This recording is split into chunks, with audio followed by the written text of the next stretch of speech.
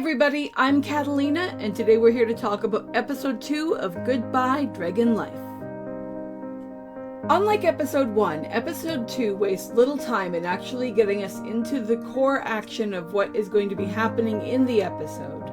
We do spend a brief amount of time learning a bit about the magic system of the world, but that's interesting because what we discover is that Dolan has incredible ability with destructive magic, but he suffers greatly in his ability to apply healing or practical magics, largely because as somebody who was a dragon in his past life, he never really had any reason to study or tap into those abilities, and as such, he is not as good at the dexterity required to actually make them happen. I think these kind of details in a powerful character like Dolan are very interesting because giving him certain shortcomings allows other characters to step forward to fill spaces that he can't, and also presents possible situations where there are going to be things that he could be dealing with that have a potential to actually defeat or at least hamper him in some way. That's really important because if a character becomes too powerful and there's no way to counter them, it can lead to boring storytelling, and nobody wants that. The other thing that I think they did super right in this episode is that they did exactly what I suggested when I was talking about the ending of episode 1, which is that they were very quick in making sure to get Celina back into the action. And they did so in a variety of ways that were both interesting, thought-provoking, and extremely funny. Let's start with extremely funny, which I did highlight in my thumbnail, which was the reality that when Dolan senses a powerful creature out in the wilds, he recognizes its scent or its presence. He realizes it's her, but as he approaches, he doesn't realize that she is washing and drying her clothes.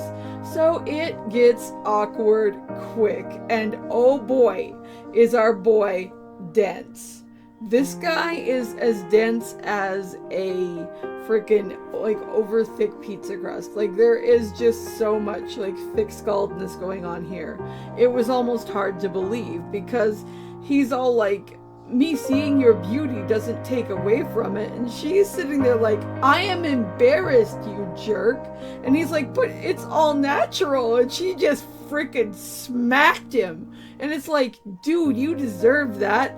Because holy crap, dude, if somebody is telling you that something is making them uncomfortable, back off, bucko. What are you doing?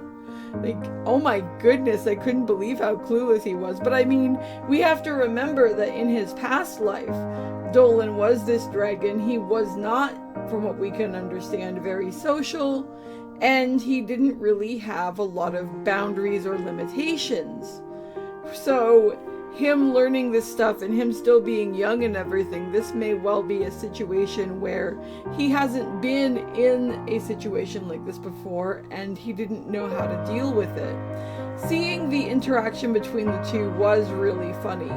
I also really like the counter to this, which is where Celina is twitching her tail and looking down and stuff, and she wants some of his life energy again, and he is the polar opposite of her. Of course, she isn't okay, fine, stare at my boobies, because what the actual fuck, why would she be? But he is all yeah, if you came and moved to the village, we could do this every day, as far as her getting some of his power, because he really doesn't care. I thought that was interesting, the way that they shift those two things against each other. I also think it's really cute that he kind of just obliviously is you could come to the village and you could live with me, and she's all oh, and it's that is so funny, holy crap, dude. Because of course, you gotta remember, Celina's job, her mission, her focus and purpose right now is to find a suitable husband. And it isn't just somebody here in the real world where you'd want him to have a reliable job and a working car. She needs somebody who can actually handle the poison of a Lamia's kiss and the consequences of being intimate. Because if she chooses badly, then not only is Like, is like her relationship and everything gonna get all screwed up? But she's gonna be totally alone, and then people are gonna think she's a bad person and everything. So there's a lot riding on what happens to her with regard to all of that. Whereas Dolan is just this kind of dense and derpy, like, dragon who's been reincarnated, and he's all just like, doo doo doo doo doo. Nothing really phases him because of the past that he had, and how much he's just enjoying being around people in the present. We then get into what happens as the rest of the episode, which is a plan to make it so that Celina can actually come and live in the village, because while the village is used to having certain levels of beastmen or other demi-human creatures, there is definitely legitimate reason for the people to be cautious about something as powerful as a Lamia wanting to actually come and live in their space. And of course they are very nervous about that, because people don't like change, especially when it comes to change in their living environments, in what is considered normal in their living environments, etc.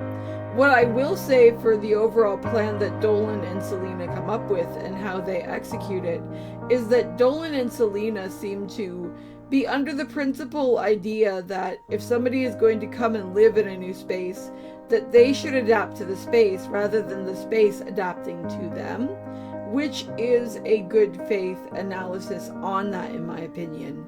I think it's really important to recognize that if you're going to live somewhere that people already are, that you need to fit harmoniously into that living environment. You need to add positively to it.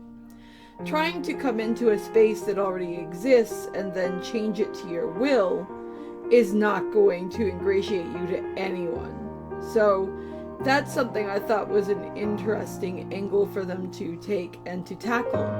We also do get someone who is legitimately concerned about the possibility of a Lamia coming in. We get some true resistance through one of the guard characters who is extremely eager to take Celina out for the majority of the episode.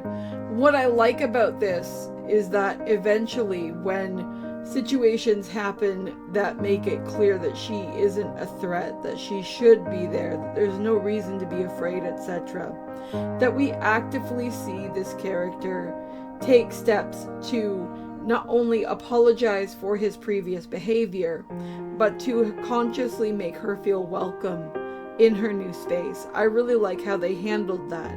Instead of turning him into some kind of eternal and perpetual bad guy, we see that he is somebody who was afraid and uncomfortable for a variety of reasons, and we see him move past that, which I thought was an elegant solution.